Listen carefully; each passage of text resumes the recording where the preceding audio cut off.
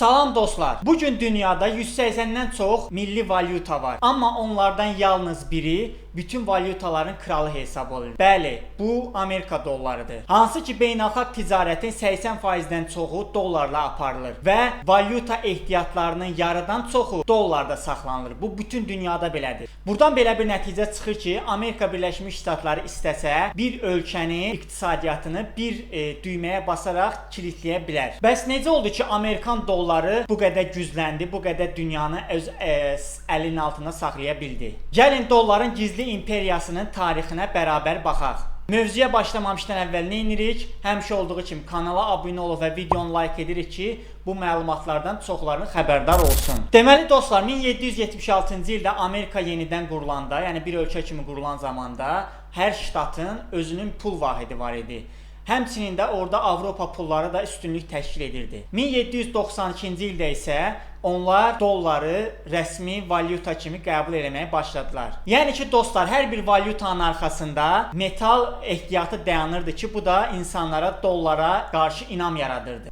Və beləcə 1913-cü ildə Fed, yəni Federal Rezerv sistemi yaradıldı. Bu, iqtisadi sabitliyə nəzarət eləyir, pul kütləsinin idarə olunmasına xidmət eləyir, həmçinin də kommersiya banklarının iştirakına bir növ nəzarət eləyir. Demək dostlar, Fed müstəqil bir qurumdur. Yəni müstəqil mərkəzi bankdır və o dövlətə birbaşa tabeçiliyi yoxdur və o böyük kommersiya banklarının iştirakı ilə işləyir. Yəni böyük sistemdir. Yəni belə desək, dolların bir növ fundamenti Fedlə dayanır. Daha doğrusu Fedlə hesablanır. Yəni ki dostlar, Fedin yaranması dolları daha sabit, daha güclü bir valyuta kimi qabartdı. Amma dostlar, dolların ilk qlobal valyuta kimi testi Birinci Dünya müharibəsi zaman baş verdi. Bu zaman Avropa ölkələri Amerikadan silah, mal və sursat aldıkları zaman onlara qızıl göndərməyə, daha doğrusu Amerikaya qızıl göndərməyə başladılar. Və beləcə Amerika ən böyük qızıl ehtiyatına sahib oldu və öz valyutasını daha da gücləndirdi. Hə dostlar, indi isə danışım sizə 2-ci Dünya müharibəsi zamanı dolların necə oldu ki, rəsmi valyuta olaraq dünyada qlobal tanındı. 1944-cü ildə Bretton Woods anlaşması zamanı 44 ölkə toplaşaraq yeni dünya maliyyə nizam qaydalarını yazmağa başladılar. Və beləcə bütün valyutalar dollarla sabitlənir və həmçinin dollar özü də qızıla sabitlənir. O zamanki qiymətlə götürsək bir unsiya qızıl 35 dollarla bərabər hesablanır. Bundan başqa beynəlxalq valyuta fondu və Dünya Bankı yaradılır. Nəticədə dollar ehtiyat pul statusu qazanır. Amma dostlar, dolların arxasında qızılın dayanması uzun müddətli çəkmədi. Belə ki 1960-cı illərdə Amerikan-Vyetnam müharibəsi zamanı, həmçinin Amerikanın daxilində yaranmış sosial-iqtisadi vəziyyətin gərginliyi, eləcə də bəzi ölkələrin, Fransanın Amerikadan qızıl tələb etməsi iqtisadiyyatda bir çətinlik yaratdı. Və bu çətinliyi görən Amerikalılar 1971-ci ildə o vaxtki Amerikan prezidenti Richard Nixon'ın qərarı ilə qızılın arxasında, daha doğrusu dolların arxasında qızılın dayanmasına veto qoydu. Dostlar, dolların güclənməyinə başqa bir səbəb də ondan ibarətdir ki, 1973-cü ildə o vaxtın Amerika Xarici İşlər Naziri Səudiyyə kralı ilə görüşərək bir memorandum anlaşması imzalayırlar və belə ki dollar, daha doğrusu neft alışı dollarla yerinə yetiriləcək və bu birbaşa və bunun əvəzində isə Amerika Səudiyyə Ərəbistanını qoruyacaq deyə bir anlaşmaya əsasən dollar öz iqtisadi hegemonluğunu daha da artırdı. Belə ki neft dollarla hesablanır və bu da Amerikanın birbaşa gücünə böyük təsir eləyir. Yəni ki dostlar, beləcə Amerika dollardan həmçinin böyük bir silah kimi də istifadə eləyir. Necə olur bəs bu proses? Amerika SWIFT sisteminə, yəni ki banklar arası, dövlətlər arası tranzaksiyalarına, yəni bank əməliyyatlarına, həmçinin beynəlxalq banklar arasındakı köçürmələrə birbaşa nəzarət eləyir. Bundan başqa dostlar, Amerika istənilən ölkəyə maliyyə sanksiyası tələb edə bilər. Hansı ki bunu edir də. Misal üçün Şimali Koreya, İran, son vaxtlar bu Rusiya-Ukrayna müharibəsində Rusiyaya qarşı qoyulan böyük sanksiya. Bir dənə də bir şey deyim sizə. Rusiyanın 600 milyard dollar civarında valyuta ehtiyatlarına sanksiya qoyublar, yəni blok qoyublar. Yəni rəqəm olaraq həqiqətən də böyük rəqəmdir.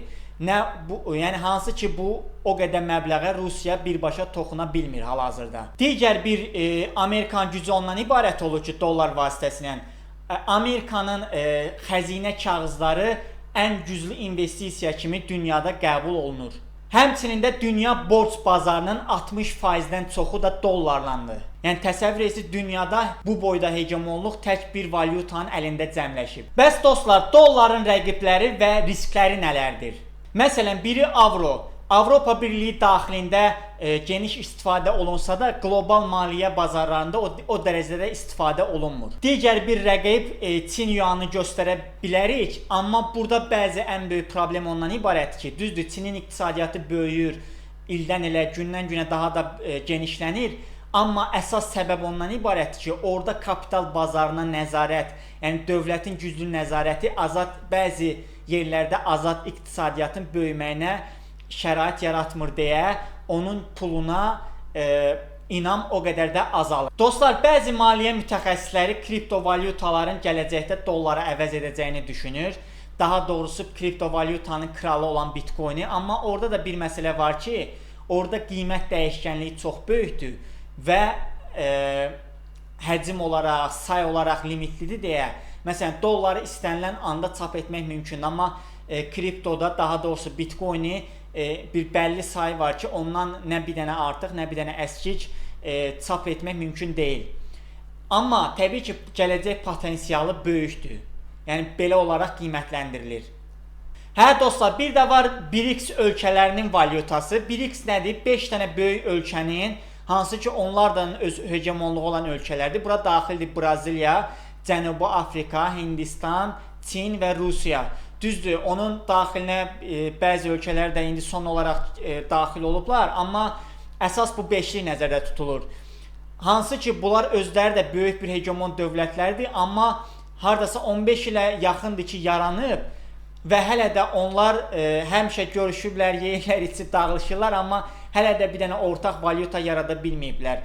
Bu özü bir daha göstərir ki, Amerika necə güclüdür və onun valyutası necə bütün dünyanı ələ keçirib. Son olaraq dostlar, buradan belə bir nəticə əldə edirik ki, daha doğrusu yaxın 10 və 20 ildə dolların yenə də qlobal valyuta kimi, rezerv valyuta kimi qalmağı gündəmdədir.